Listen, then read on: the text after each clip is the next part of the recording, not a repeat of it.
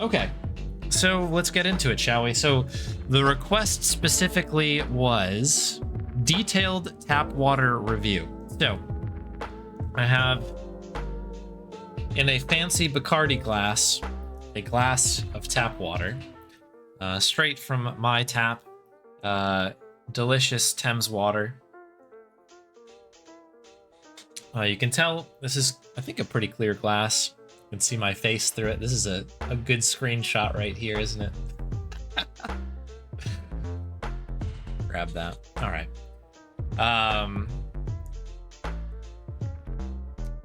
Yeah, I don't know if I'm going to do it the same kind of justice that the Review Bra guy will have done previous, but yeah, this is just straight from the tap.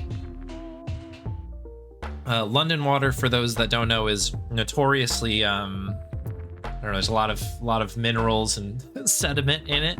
It's not the best water I've ever had in my life, but it is water. It is drinkable. It's good.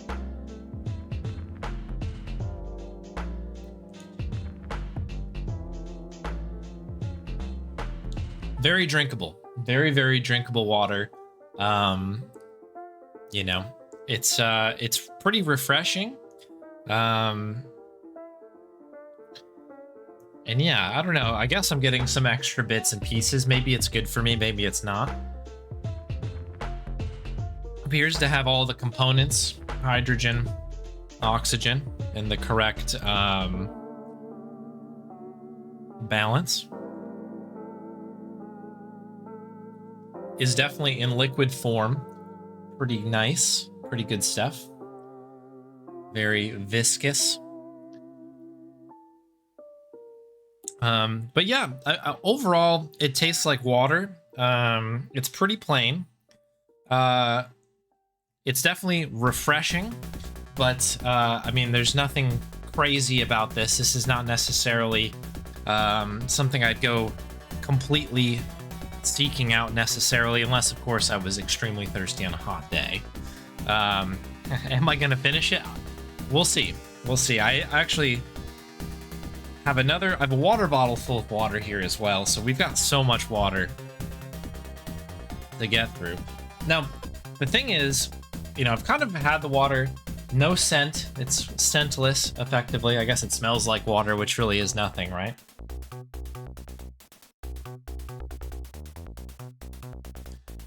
Pretty good. I don't know. It's decent water. It's certainly drinkable, which is good. Hey there, iDoc. Yeah. Sand particulate. That's right. Would I prefer it to ranch soda? I think so. If we were to kind of put this on the scale of you know, like, say the things that are back here on the wall of shame, this would be probably at the top, I think. It would be at the top. Very drinkable. It's not actively fighting my body that I can tell. So that's good. But obviously we always try to, like, make something a little bit more. You know, sometimes, like, you know, that cucumber soda doesn't work, but it kind of worked in a different form. So we're going to try this with water. Meows has very kindly put together an upscaled version of this. So in the coupe glass, we have water, but we also have a water cracker kind of on the side for, you know, to try to add this in a little bit here. You know? Okay.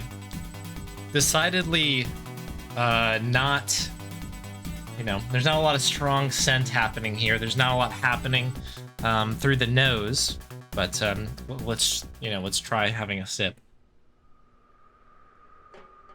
Okay.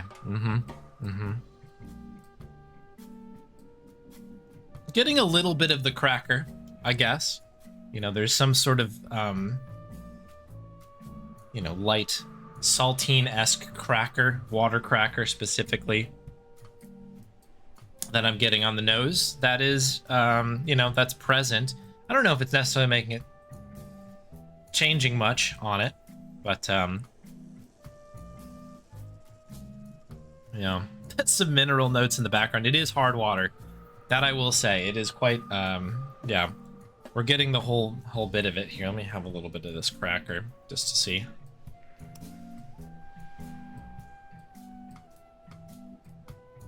Okay.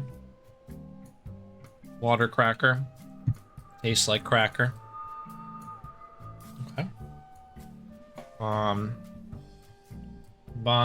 would you like a little bit of water as well? You might as well have everybody taste it. This is something Bonnie can have. Got a second goop glass here just for her. Jacob's cream cracker. I don't know if Meows is in chat. She can confirm what kind of cracker this may or may not be. But yeah, let's check and see how Bonnie feels about it. I don't know how she's gonna like the coupe glass, if I'm gonna be honest, but it is water. Okay, not a fan of that. Very good. Would you like to prefer the glass? She has drank out of... Okay, we'll go this way. Prefers the classic Bacardi glass. She's a fancy lady there. All right, so Bonnie really liking the water here. She's really going in there. Quite good. All right. Do you think that was a good one? Good water? Would you high five for that? Yeah, okay. So decent water overall. Passes the Bonnie test for sure. Give her a treat for that because that was very nice. Appreciate her input. In fact, why do I give her the tiny treat? Let's get her some of the cracker because she can have some of the cracker as well. All right, cracker taste test. Here you go, Bon. Any thoughts? Okay. Yeah, it's all coming down here. Yeah, that was the one I just gave her, was the although it cracked on me, but that was the rest of the cracker there. We want to do you want to wash some of that down with some of the tap water here? As we know, cracker's pretty dry. She seems to be okay. I think she's more concerned that she dropped some of the... Okay, she's good. She's like, I'm gonna have my own water in my bowl. Thank you very much. A little bit easier than getting into the glass.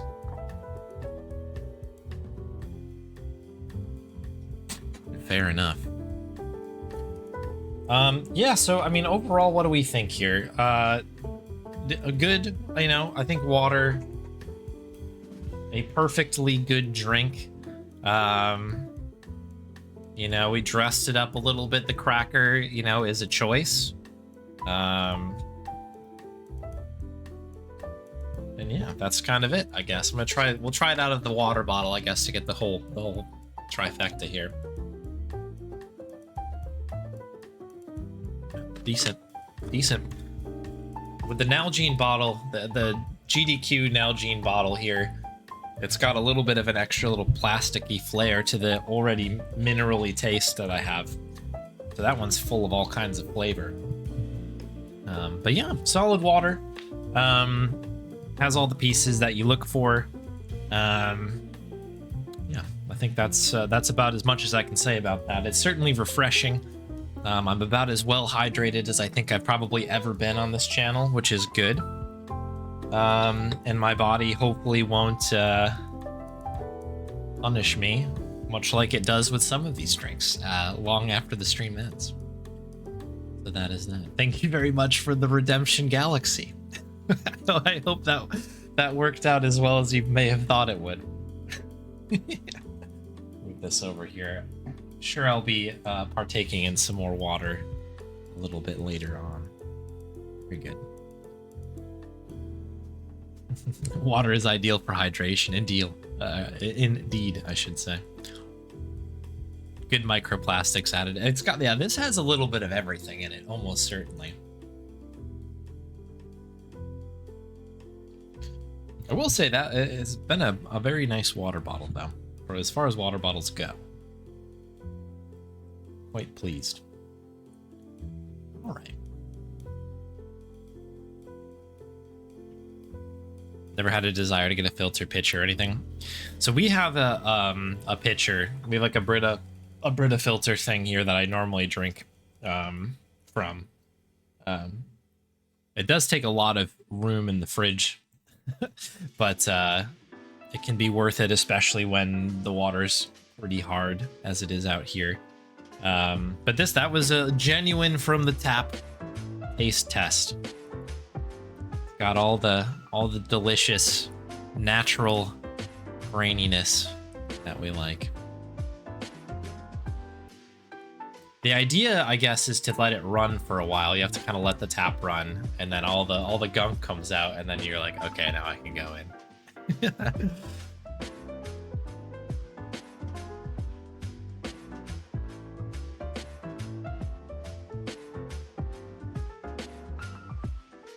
Water from campsites. Yeah, I've seen that as well. Tap water coming out looking like milk. Oh, geez. That sounds rough. On that note, let's go solve kidnapping. I was gonna say a murder, but no murder has occurred quite yet. All right. Gray Troll. All right, so this is Nancy Drew, the final scene. We did start playing this yesterday. It has been very fun so far, but in true Nancy Drew fashion, I quickly found out how to die, and yeah, I'm assuming that I'm missing a check somewhere. That's my best guess. But at the moment, for those curious, this is my inventory. We have this paper thing, which is supposed to... it was very heavily signposted or hinted at, I guess, that it creates a flame and a lot of smoke, and you can use it to escape somebody chasing you, which seems like a pretty applicable thing in a game like this. I don't actually know what this is. We picked this up in this up in the projection booth. This had something that said, let's go to the snack bar or something like that written on it. I don't know if this is like something we stick in the projection, like it's a slide or something, or if it's something else.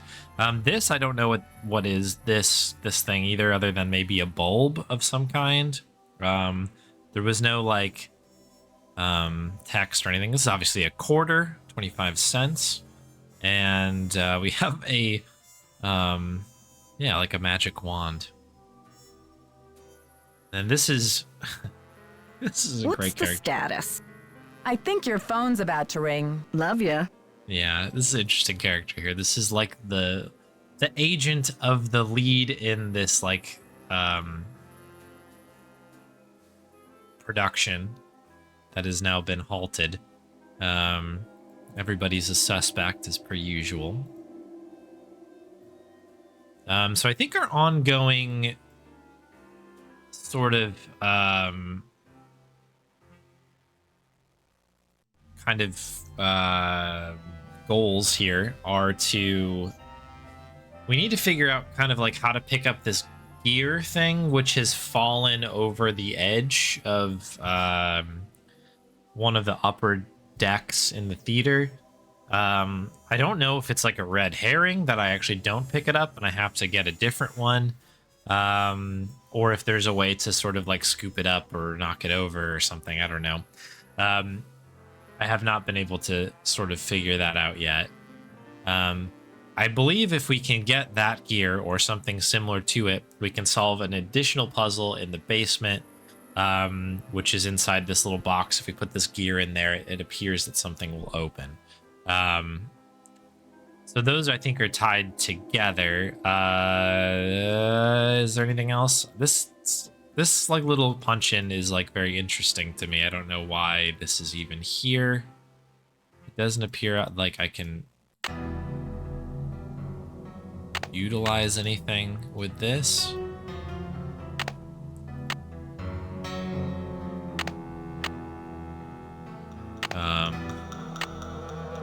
But yeah, we'll have to keep that in mind, I guess.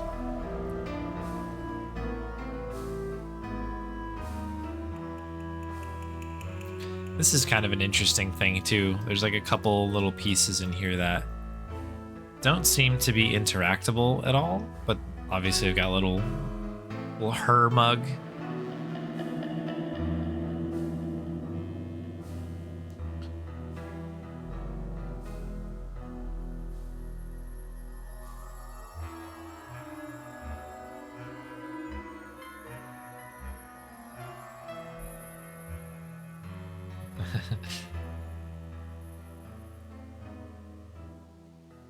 Oh yeah, there's a thing in here. Oh, that's a noise. We've got this secret passage that goes back and forth between the two dressing rooms. And for anybody watching, I guess for the first one, you didn't catch the stream yesterday. There's been like a kidnapping, and presumably they escaped via, like, from up here through the way we just came out the other way. And we're looking for that person. It's interesting. This is a different bit of graffiti in here than there was last time, so I wonder if that that just changes each time. There's some interesting details in this game. Oh no, it's right here. Maybe I just never noticed it. Snake was here was the one I remember. Never mind. Either way, kind of fun.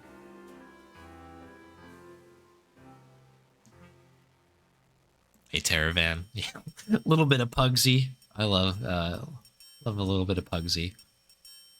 Game has a very powerful soundtrack, among other things. Okay, so this brings us back into the men's dressing room. This is where we got the magic wand. This one does not open, I don't believe.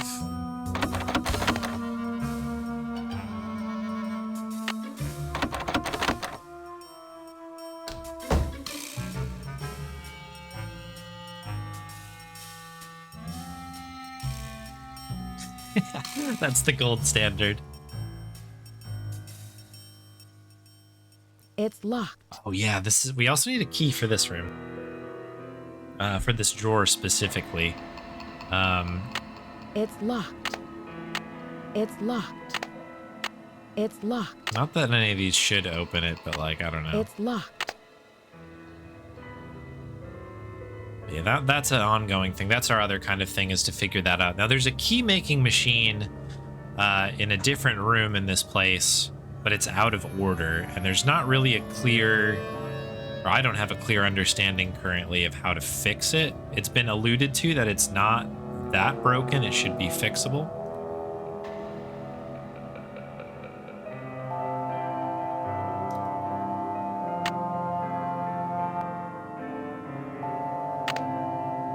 I don't think we can do anything in here.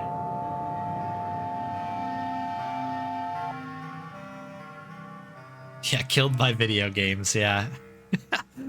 Yeah, Need me help? Oh, hello, Brady. This is our lead in the production. He's been a complete menace. Yeah, interesting character. Talk to you later, Brady. You betcha. You betcha. I don't know if there's anything else here. I think I picked something up in here, but we may have already used it. We did use some items already. I'm not seeing anything here. Again, the annoying bit is that the red... Oh, this is to go back into the bit. The red is a tough highlight color for me, so I'm always trying to be really careful in this one. I'm trying to take this one a little bit slower. Make sure I'm not missing anything.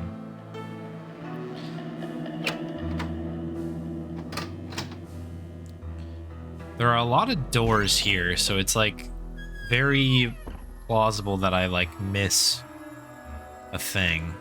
So in the theater here, I think up on this second deck here, this is like where I think specifically here is where that gear is, but it's all the way up there, and if we try to reach for it from the top section, we'll actually die. So again, I think we're gonna have to either fashion up some sort of object to grab it, or there's an alternative solution to it. It's a tough one.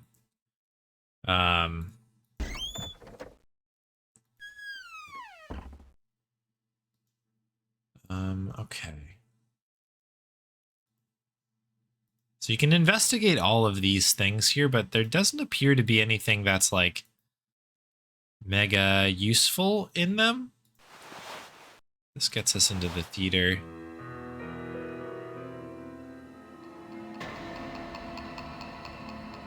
Hey, Finesse. Thanks for the good luck.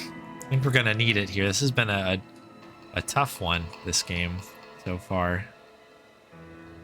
Let's see if I can just make sure we're not missing anything. There's a couple spots in the seats that are inspectable. And we managed to get like something from one of them, but like this is a piece of gum. Ick. I don't think we could like... Did that... Hang on, what? Did we just get the gum?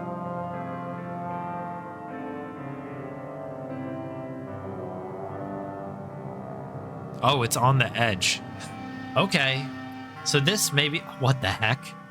That was the... Okay, that's fine. I'm not going to get mad. I'm going to be happy that we had the experience. Okay. My guess is that we can maybe use that now that it's got something sticky on the end. That we can go ahead and use that to grab the gear, maybe. Oh my goodness. How many times did I look at that on the last stream being like, look at this gum. You can't do anything with the gum. It's this one. I think it's this door. Yes. Question mark? Yeah. Okay. So if we look over the side, there is the gear. Is this long enough? Oh my goodness. Okay, good. Sometimes fresh eyes are the right thing to do. I would have taken years to do that last night. Terrific. Okay. All right, so now we need to head to the basement. There's another guy who shows up here sometimes, by the way, just for, again, folks who are new to this particular playthrough, who is like starting this protest here. Presumably he's outside somewhere. We also have this room here where we do have an outside line. And I do have actually some phone numbers that I should bring up on the side here because I was taking some notes.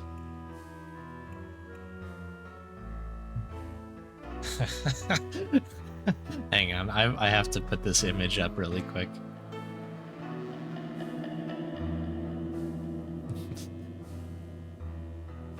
While I was looking for them, I forgot that I took a screenshot of myself looking at the water. And this is hysterical.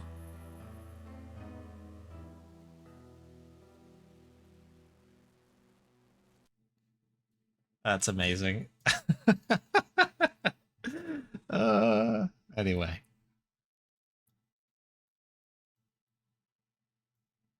Can leave it there for a minute while I pull up the rest of these.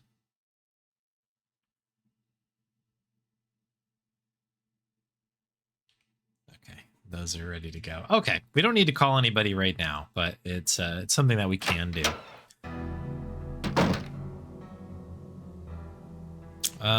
Okay, to go into this back area, it is through here, I believe.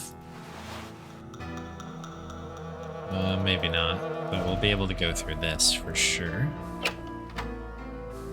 Yeah, okay. Worth the 10K for that. It is pretty good. It's pretty good.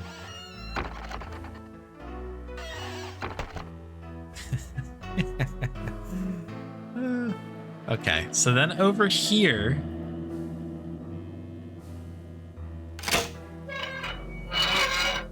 we open this, we open this, and I'm assuming this goes here.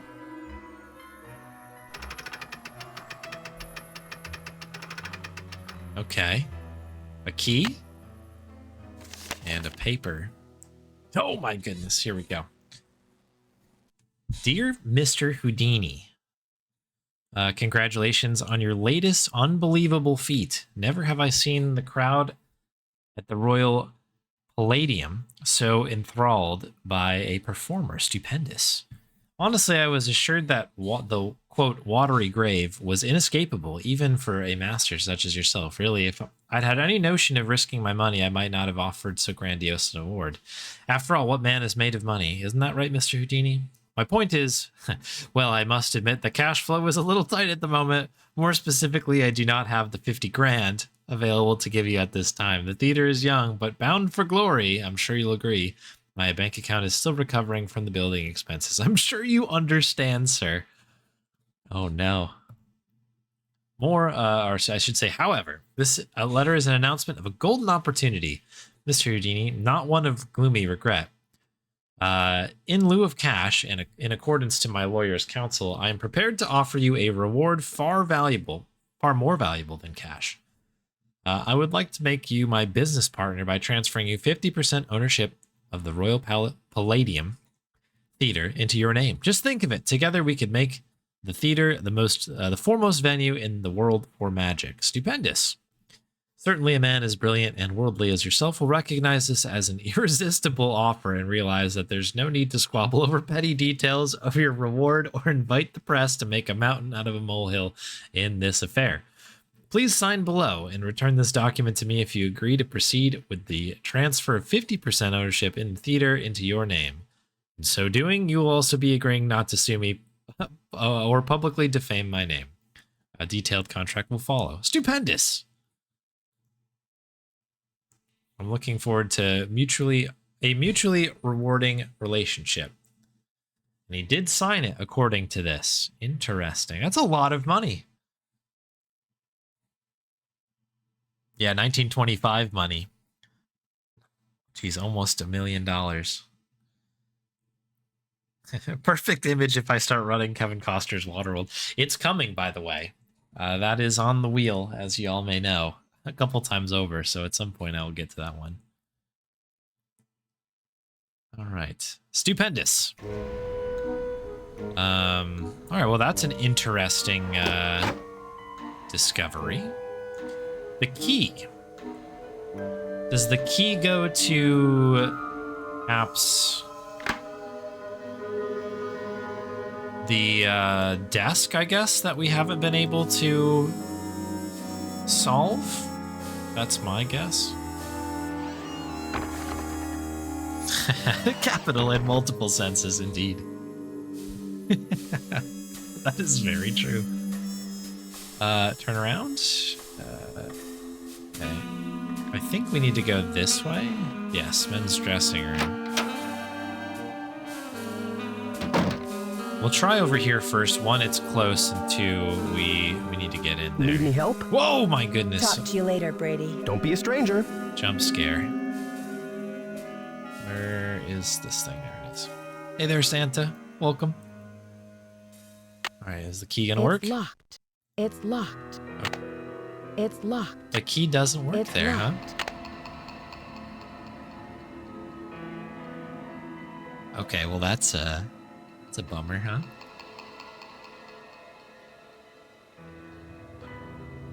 Okay, so now I have to... Okay, that's not it there either. I'm trying to think of things that are locked, and those were the the two things I can think of.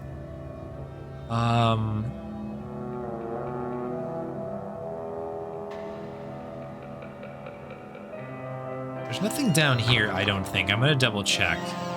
I don't remember there being any other pieces of things down here. Nothing on here that needs to be unlocked, right? This is just a box in a box.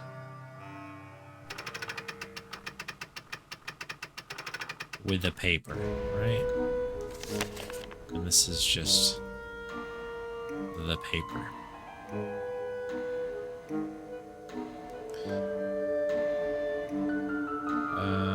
Okay, how do I get out of this? There we go.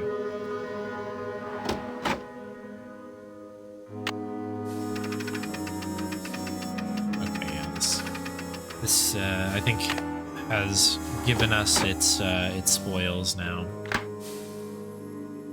Okay, let's turn around. I'm pretty sure the only other thing down here is this absolutely terrifying machine. There's this punch-in over here. Oops. But I mean, there's nothing to look at. Other than that, can't go up. We can turn around. Left goes this way, and right, presumably, over here. This magician needs some first aid. This magician needs some first aid. Yeah, I think we've kind of figured out this area here then. Okay. Let's continue our exploration. Maybe I'm forgetting a locked something or other. I don't believe there's anything in here. The other thing I have to remember too is that these games kind of have a Gabriel Knight element to them in that, like, sometimes you just do something unrelated. And people have new things to say. What's the status? I think your phone's about to ring. Ciao. Ciao. Okay, maybe not her, but... Nothing locked over here, I don't believe. Okay. Maybe this is what fixes the key-making set or something. It would be kind of insane if that was the solution. Oh, wait, this heads out. Oops. We want to get back to the main area.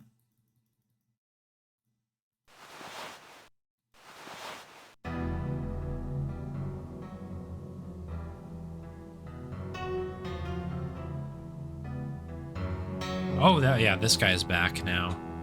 I'm just gonna really quick check on... This is the key-making machine? Yeah, okay. There's nothing new here. That's fine.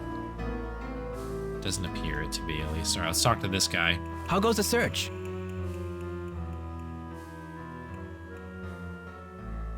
I haven't found anything that mentions your grandmother, but I did find something very interesting about the ownership of the theater. Well, don't just stand there. Start breaking it down. So still unaware of where this guy is actually from. It is an insane accent combination happening with this guy. Did you ever hear about a challenge that J.J. Thompson issued to Harry Houdini back in 1925? Yeah, and? J.J. put up a big reward for this Houdini challenge. He must have thought the escape was impossible, but Houdini did it. And J.J. didn't have the reward money. What does this have to do with the ownership of the theater? From what I can tell, J.J. had to give Harry Houdini 50% of the theater as the reward. Ha! Serves that swindler J.J. right. Nancy, do you realize what this means? I'm working on a couple of theories. If Thompson didn't own the whole place, then whoever inherited it from Thompson doesn't legally own the whole place either. Which means they don't have the authority to knock this building down. We've got to find out what happened to his half of the ownership. You keep looking for Maya. I've got a laptop out in my van. I'll get online and do some research. Check back soon. Out in my van. Love it. Proud of your van. I like that. Yeah, do some research. Catch you later. Fight the power. Fight the power. All right. Very good. Here we are. Okay, this is us fighting the power. Nothing here on that punch in. Okay, so Nancy, it's Joseph. Wait till you see this. Come to the projection room. Don't love the way that you announced yourself, but okay. I see we have a Bonnie treat come in. Let me really quick go grab the dog. Give me 2 seconds here, and also welcome in Slames James.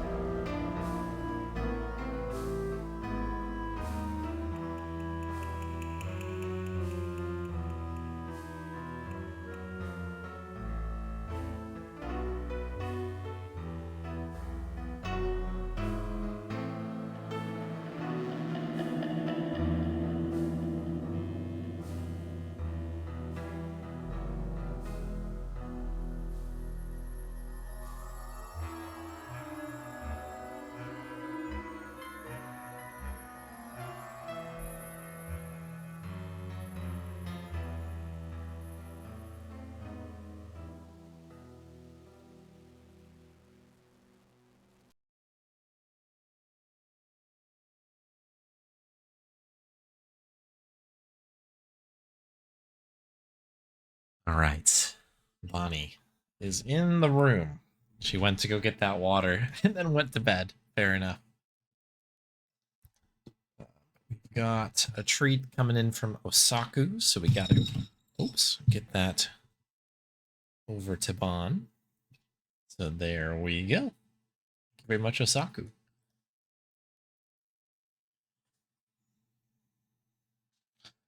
Big crunches on that one. All right. I don't know what's up with my extra monitor over here. It keeps must have bumped it all crooked. All right. Where's the game? There's the game. All right. Of course, the music cut out. All right, so we have to head to the projection booth, I heard. Right, where the heck is this guy? There he is. Nancy, take a look at this. Ooh, it's a press pass. Oh my gosh, Maya's press pass. Brady found it. Brady found it, huh? This should be enough evidence to get the police over here, don't you think? I should think so. Give the police a call. And then you better go back to your hotel and get some rest. Get the heck out of here. Just when I have a lead? No way! I've got to keep searching. You won't be any help to Maya if you get too tired to think. Well, I guess you have a point there. Go ahead and use the phone in the ticket booth. I'll be down in a minute. Super weird, right? Your friend gets kidnapped and you're like, I better take a nap. Oops. That's not the door. I guess if the police are on it, then we're good. I suppose it depends still if the police believe us. We called the police earlier in the playthrough, and they were kind of like, yeah, not enough.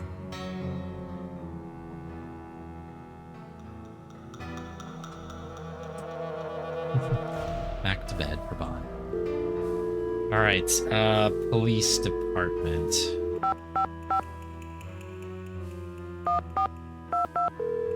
$15.22.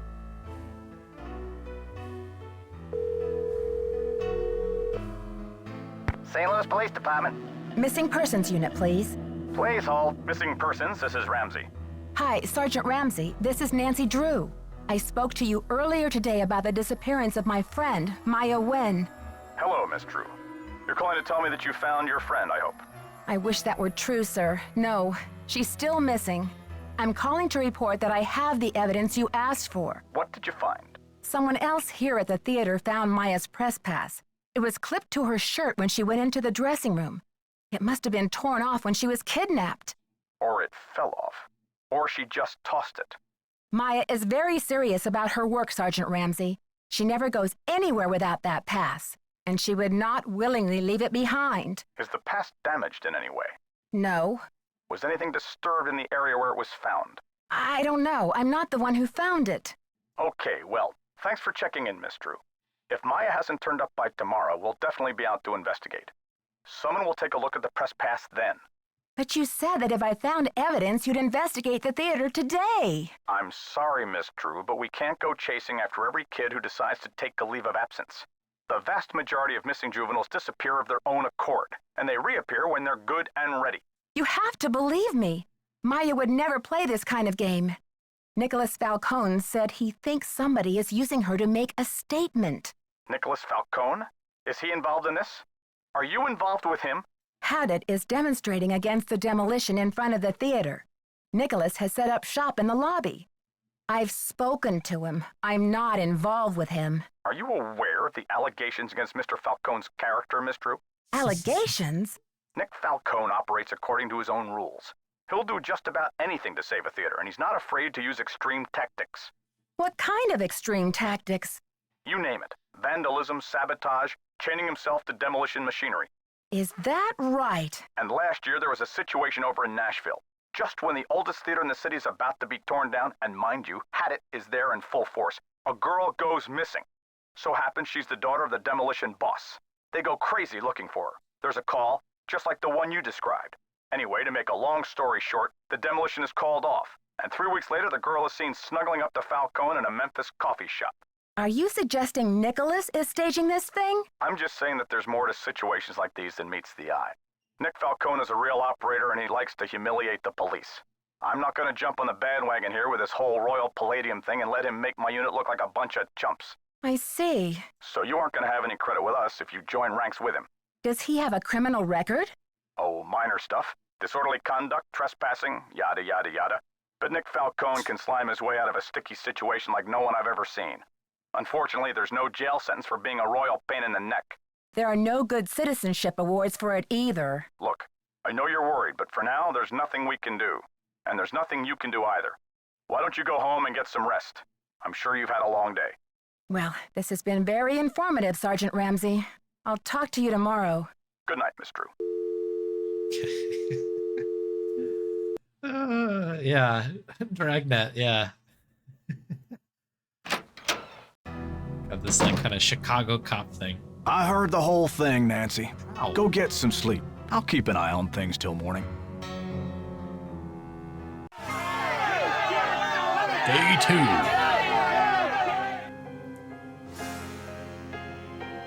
Okay, we're into day 2 now. What is this?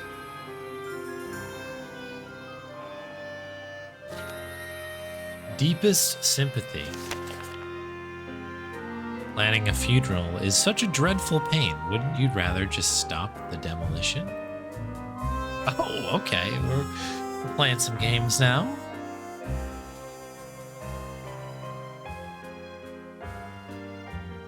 Interesting. Okay. Well, this guy's not here, is he? No. Okay.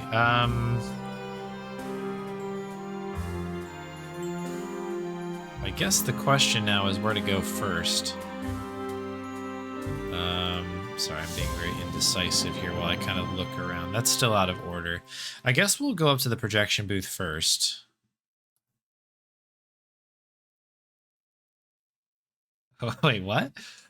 So this is the like a missing persons thing for Maya, but the reward is Brady Armstrong?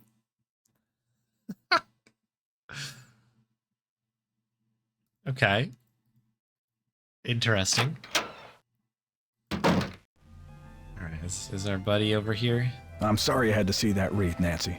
It's disgusting. I'm afraid Maya's in real danger. Let's hope the kidnapper just did this to scare you. It's just strange. I mean, why would the kidnapper go to the trouble to have that thing arranged and delivered here? The phone's been ringing off the hook all morning. I don't know how the press got a hold of this, but they're all over it like ants on a picnic. Where did those missing posters come from? I can't say for sure, but I can make an educated guess. Are you thinking of a certain Hollywood agent we know? Can you believe the way she diverted all of the attention away from Maya and used the poster to promote Brady as the big hero? This shouldn't be happening. It's all backwards. The police told me Nicholas Falcone is known for using extreme tactics to further his political causes. Why are you letting him use the lobby as his headquarters? Nicholas has been hanging around this theater since he was a little boy. I know how torn up he is about the theater. This'll be over soon enough, and then he'll go home. I don't think he's dangerous, for gosh sakes. Okay. Gotta go now. Atta girl. Second prize is 2 dates, yeah. Reward. Hey, Soul Driver, welcome in. Don't touch that projector, dear. It's a temperamental old beast. Don't touch that projector, dear. It's a temperamental old beast. Is there like another thing we can try touching and gets upset about it? Alright, I guess we talk to, should go speak with the agent, I suppose. And Brady, for that matter. This guy's back. Hang on. This guy's probably worth a chat as well. Nancy, what's the 411? You didn't didn't tell me kidnapping was part of Activism 101. That's all hearsay, Nancy. They got no witnesses, no testimony, no nothing. Nothing. So you have or have not used kidnapping to further your causes in the past? I am not an eco-terrorist, and I would never orchestrate the temporary disappearance of anyone who wasn't in on the plan and down with the cause. I'm just a normal terrorist. Okay.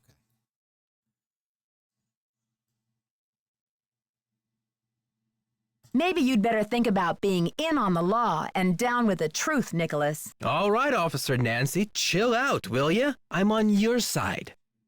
Tell me about your relationship with the police. All I know is they like to dig through my garbage and follow my van.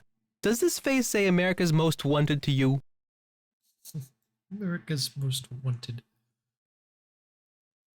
I'm asking everyone, where were you when the kidnapping happened? I was outside, harnessing public outrage. Ask anyone. Joseph told me that the St. Louis Historical Society is in the process of trying to declare this building an historical landmark. They've been in that process for years. It's all just a big wad of red tape, a bunch of bureaucratic hocus pocus. Had it's about action, not paperwork. Catch you later. Fight the power. Like the power. Okay.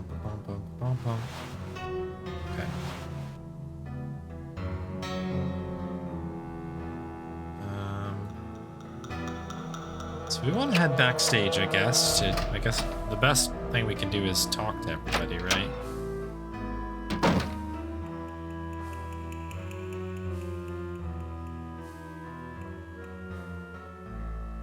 Well, this guy's not even in here. This shouldn't work now. It's locked. Okay. I was gonna say it'd be kind of crazy if it suddenly did work with him not in the room, but I figured I'd check.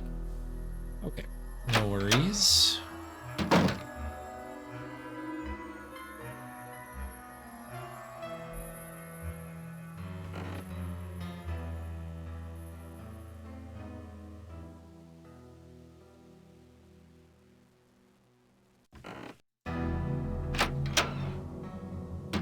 Is the agent in here at least? Yes. Have you seen the posters? Aren't they fabulous? That picture of Maya is the one from her press pass, isn't it? Yes, thankfully she's photogenic. That poster is just an advertisement for Brady. Maya's on the poster. It says she's missing. So what's your issue? Brady's out plastering those posters all over St. Louis and every podunk town for 50 miles. He's due back at any time, though, for the press conference. That's why the actor is out doing his press? Let's go, okay. What kind of situation has Brady found himself in? I feel like this is not a great situation for him. Press conference? I've invited the press here today to report on Brady's commitment to solving this case. You know, a few questions, a few photo ops, no big deal. That funeral wreath was awful, wasn't it? You saw the wreath? Where is it now? I had it moved out front for the press conference. We want the press to know just how heartless this kidnapper is, don't we? Then it's all the more fabulous when Brady saves the day. I think your phone's about to ring. Bye now. Bye now. Love ya. Anything new over here in Think World? No. About here in Cup Town? No. Okay, so there is no Brady right now. Brady is out checking out every other podunk town. Anything new in the basement? I wonder.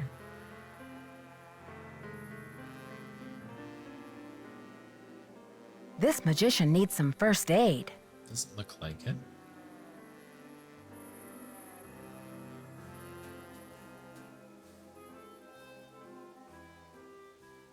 What do I get? Okay, I just wanted to check all the angles just to see. I don't think this should be any different, but again, just to make sure we're being very diligent about all of this. I think this is all the same, yeah, okay. Okay. Let's get the heck out of here.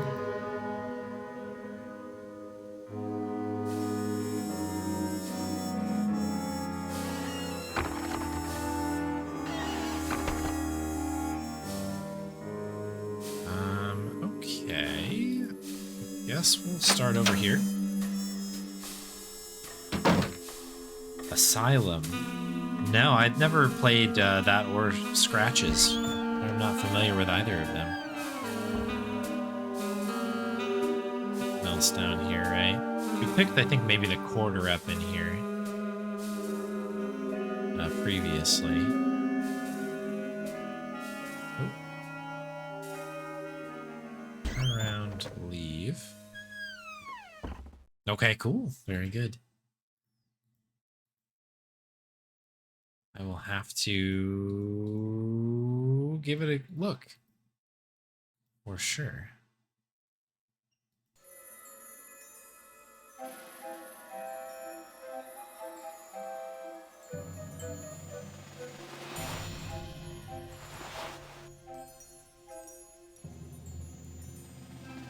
Maybe we need to call the police again?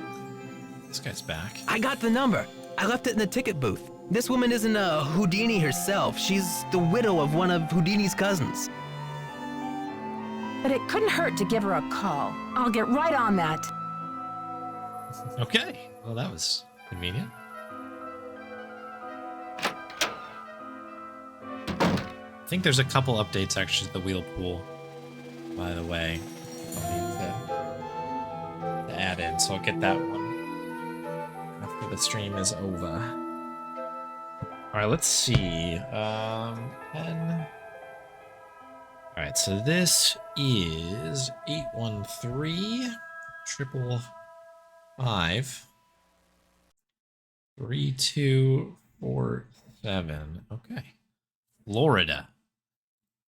Lowercase.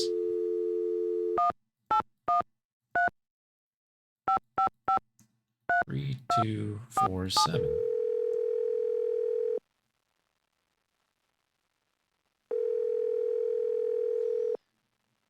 Yes, hello. Hello, is this Eustacia Andropov? Who else would it be? Everyone else is dead. Oh, Mrs. Andropov, I'm sorry to bother you. I'm trying to find out some information about Harry Houdini. Is it true that you're his cousin? Who wants to know? Oh, I beg your pardon. My name is Nancy Drew. I'm a detective working on a case in St. Louis. Harry was only my cousin by marriage, but my husband is dead, and so is Harry. So I guess that makes me nobody's cousin. Satisfied? I'm researching Mr. Houdini's ownership of the Royal Palladium Theater. Would you know anything about this? He owned it. Half of it anyway, for a few months. Then he died. Does that help? Do you know what happened to his half? Did he sign it back over to J.J. Thompson? Return it to James Jehoshaphat? Mr. Stupendous? Not on his life. Losing that man was Harry's greatest escape. Did someone in Houdini's family inherit the theater? Harry made a plan to give his half of the theater to someone he admired. A young magician, I assume. Perhaps a protege. I remember my husband telling me this. Can you tell me anything more? More? I'm 96 over here. I don't exactly have time to burn. I know it was a long time ago, Mrs. Andropov, but this is terribly important. My friend is in danger, and finding out what happened to Houdini's half of the theater may be my only hope of saving her. Call the Library of Congress. Ask about the Houdini collection. There must be something in all of those letters. You tell that Sherman Trout, Eustacia said. You're not dead yet, Shermy, so get up and make yourself useful. The Library of Congress. You don't happen to have that number, do you? Well, I should have this letter from Shermy around here somewhere. Just happen to have the number for the Library of Congress. Dear Eustacia, here we go. Library of Congress, Washington, D.C. 202-555-5000. Thanks, Mrs. Andropov. You've been a great help. Save it for my funeral. Incredible phone call. Incredible phone call.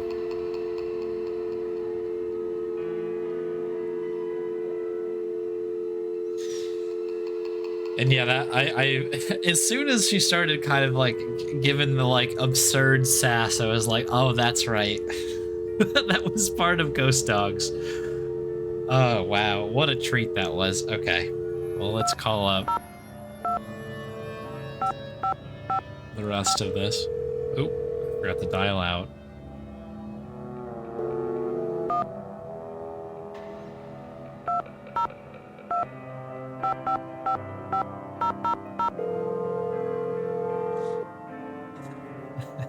Right, Swan, amazing, right? Manuscripts. I'm trying to reach Sherman Trout, please. Speaking. How may I help you? Hi, Mr. Trout. My name is Nancy Drew. I'm a detective working on a case that involves Harry Houdini and the Royal Palladium Theater in St. Louis. Eustacia Andropov recommended I call you. Ah, yes. Eustacia was most helpful to us when we were assembling our Houdini collection. I presume you'd like to have a look at it? Yes, please, Mr. Trout. I'm very interested. Fine. Well, you'll just need to register with the library when you get here and fill out a request for the materials you wish to view. When your request has been processed, the materials will be delivered to one of our reading rooms where you can view them. Mr. Trout, please let me explain. Unfortunately, there's no way for me to come to Washington, D.C. to do research. I'm hoping you could help me find a document. Well, Miss Drew, I'm sorry if you have logistical constraints, but please understand my own limitations. The Library of Congress currently holds over 40 million items, contained in 10,000 separate collections. It's the largest and most comprehensive library in the world. I simply don't have time to run research errands for the individual citizens. Mr. Trout, if I don't solve this case in a matter of hours, the building I'm standing in will be demolished and an innocent 19-year-old girl, a friend of mine, may lose her life. You may be my only hope.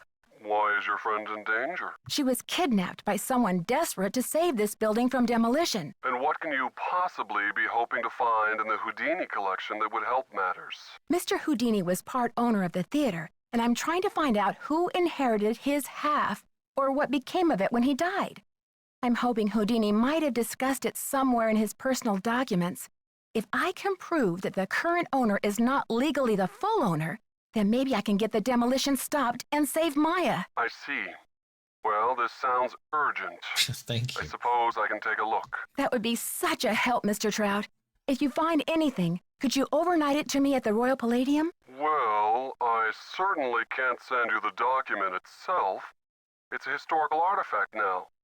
But I could send you a slide. What's the street address there, if I find anything? It's 1330 Washington Avenue, St. Louis, Missouri, 63101. Please send the package in care of Nicholas Falcone or myself, Nancy Drew. I can't tell you how grateful I am, Mr. Trout. You might just be a lifesaver. Miss Drew, I assure you, Sherman Trout is a man of his word. Thanks so much. Bye. Dropping Nick Falcone in there as well, huh? We're just cool with that? All right. Shout out Sherman Trout. Great name. Nice guy. Did you call? What's the story? Sure did. Go on, spill it.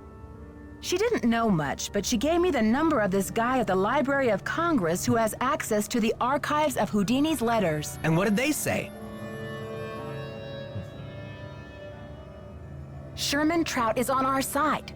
Keep your eyes peeled for a special delivery. Way to go, Nancy! You're on fire! Fire. Can you believe Brady's agent has called this press conference to trump up his heroics? She can barely even remember Maya's name. Don't worry, Nancy. This cowboy will be on the scene with a megaphone in each holster. I guarantee you the press will get more than they bargained for. Catch you later. On the flip side. Catch ya later. Okay. Great. I guess we just need to wait, right?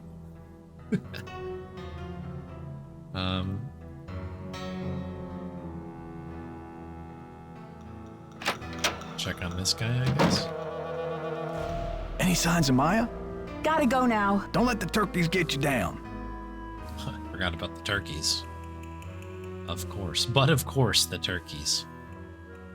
Don't touch that projector, dear. It's a temperamental old beast. Wasn't there another... Watch out there, Nancy. That projector's crumbling like a prehistoric cookie. That's it. There's like 2 different hotspots here. Just waiting it out, right? I mean, I guess it's in Sherman Trout's hands now, right?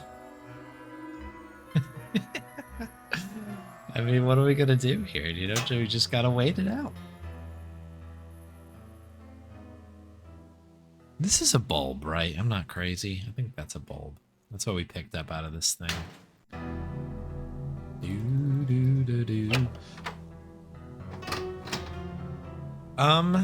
I'll be honest, I don't know what else to do here. It seems like this is all in good order. I could try giving a call, I guess, to the police. Let's not do that. Let's not perish.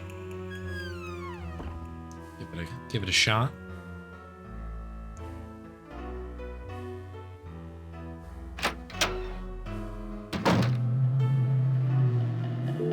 All right.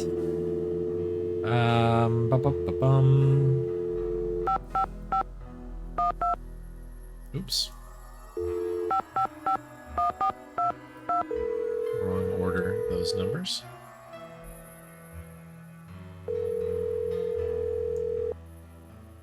You've reached the St. Louis Police Department. This is a non-emergency line. Calls will be answered in the order they will receive. All operators are busy helping other callers. We will be with you as soon as possible. Your patience is appreciated.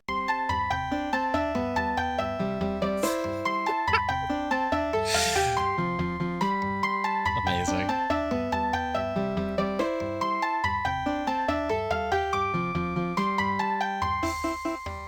You've reached the St. Louis Police Department. This is a non-emergency line. Does this just keep Calls us here will be answered forever? in the order they will receive.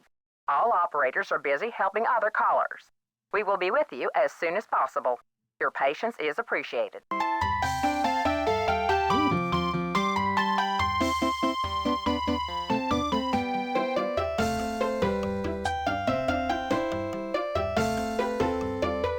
You've reached the St. Louis Police Department. This is a non-emergency line. Abruptly cutting out. Calls will be answered in the order they will receive.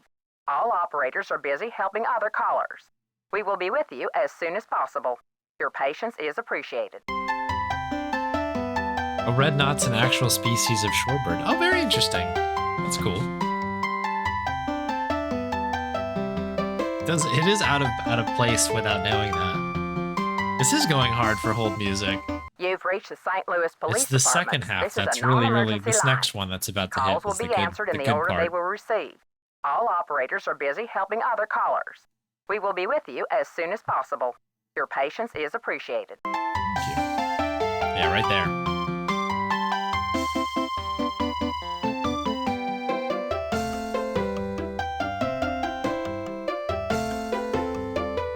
You've reached...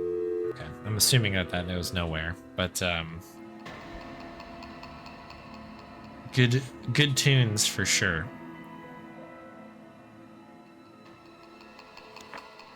Oh, here we go. Whole bunch of these. Anything interesting in here? Teeth even and in good repair. That's a funny way to do it.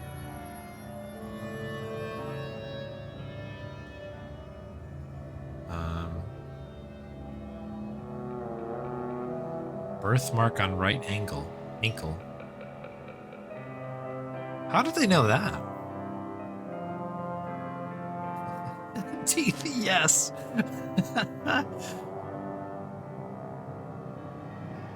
Complexion, part oily or part dry.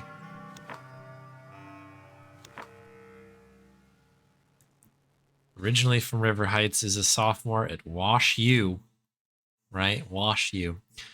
And a reporter for the school newspaper.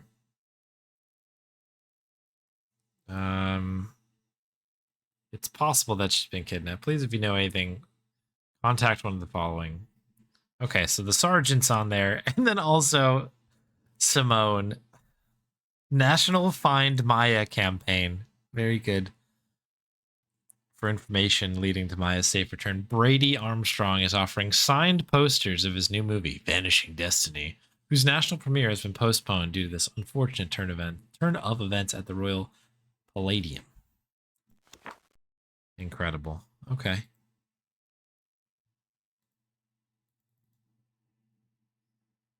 I don't think there's anything else we can do with that.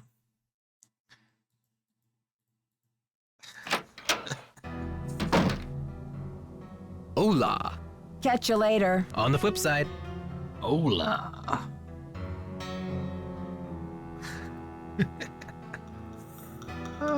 Cool. All right. Well,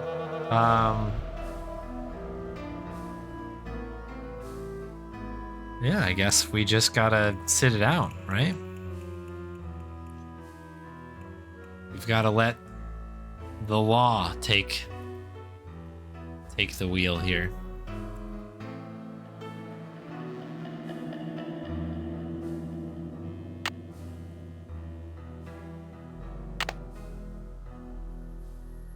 Sure, it'll sort itself right out.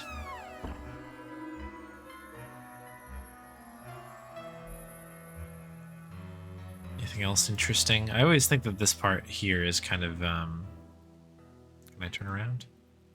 This punch-in right here is, like, ridiculous. Like, whoa. The law!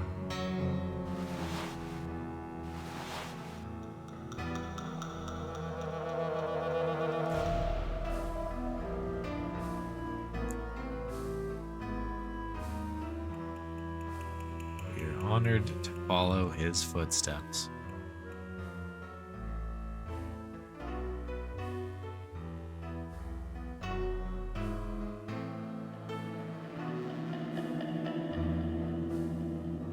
Is that the only part that we can punch in on? Even with such spectacle, it was the last illusion of the evening, and the Houdini transformation that simply brought the house down. Illusions, Michael, began with 2 iron cages being lowered from the ceiling to the stage. Bess gracefully stepped onto the first cage and got lifted 3 feet into the air.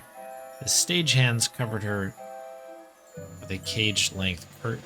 Harry Houdini stepped into the adjacent iron cage. When he was lifted up, Houdini transfixed us with a penetrating stare and began a countdown. At 3, his cage came to a halt 3 feet above the stage. At 2, cage-length curtain quickly enveloped the magician.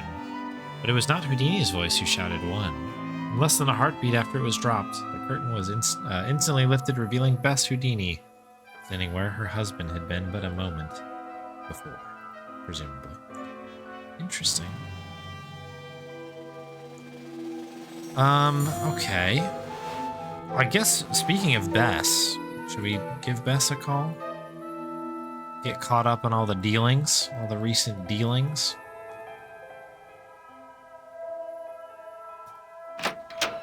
That's a phone number I haven't rung yet today.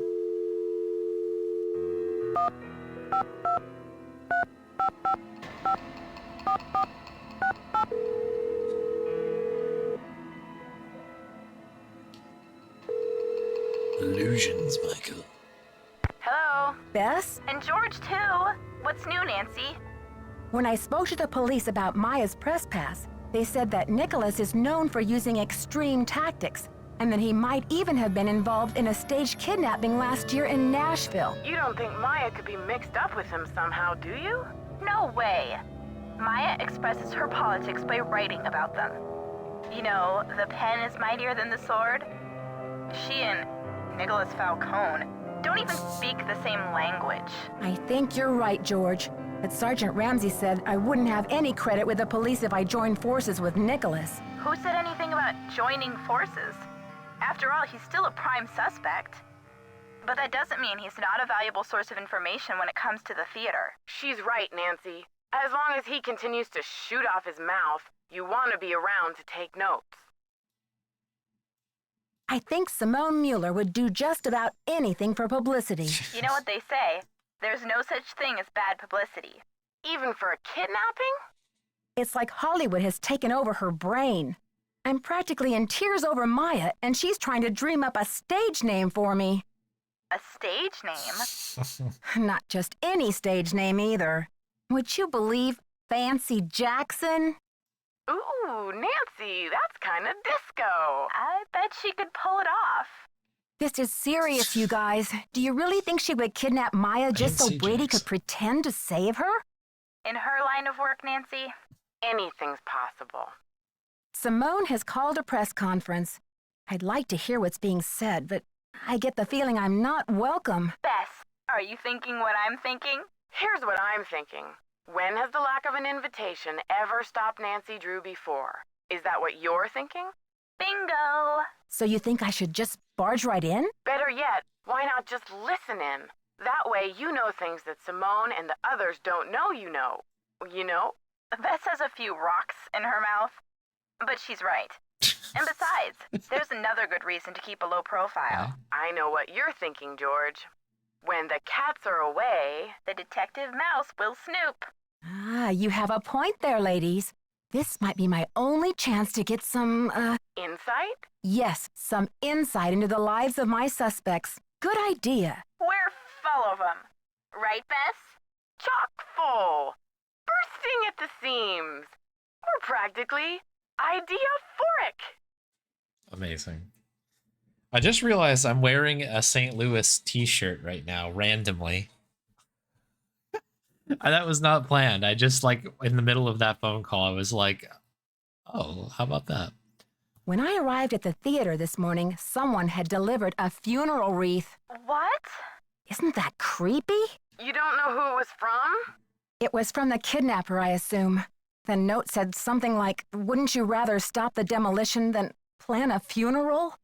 Since when do kidnappers have the time to special order flower arrangements? Apparently this kidnapper isn't afraid of the limelight. Look at the bright side, Nancy. If you find out who sent that wreath, your case is as good as closed. Okay. Okay, you two. I'll talk to you soon. Watch out for weird people! Too late. Well, I guess we should give this Ned a call as well, because I don't really know.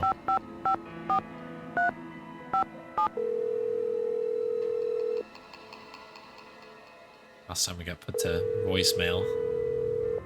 Machine picked up. Ned, it's me. Nancy, Bess called and told me what happened with Maya. I've been worried sick. Did she tell you what the police said? About the 24-hour delay? Yeah, she told me. But I have faith in you, Nancy. You've solved plenty of cases before without help from the police. So let's get down to business. Who are your suspects? It seems there were only 4 people in the building at the time of the kidnapping, besides Maya and myself. Brady Armstrong, Simone Mueller, his agent, Nicholas Falcone, a political activist, and the caretaker, Joseph Hughes. Any hunches? Not yet. I've got a lot of work to do. Call me anytime. I'll try to stay close to the phone. By the time I finally got to talk to Simone Mueller, she had heard all about the kidnapping and canceled the premiere of Vanishing Destiny. Sounds like bad news travels fast around old theaters. That's just the thing. Simone didn't seem to think Maya's kidnapping was bad news at all. She kept calling it a great opportunity. She kept saying what fabulous publicity it's going to be for Brady. Sounds like she knows how to turn a profit in any situation. The question is she just responding to the situation, or did she have a hand in creating it in the first place? No flies on you, Nancy Drew. Sounds to me like your detective mind is in high gear. Yeah, it's all over the shop. I I do love the voice acting in all these games. They're all really, really fun. Because it's sort of balanced in, like, they're just people who are just cooking with whatever they're doing. And then there's sort of like the technical moments of like, oh yeah, this is like an early 2000s game or whatever. And like things are randomly not balanced correctly, or like, I don't know. It's just always a trip no matter what. I love it. It's super fun.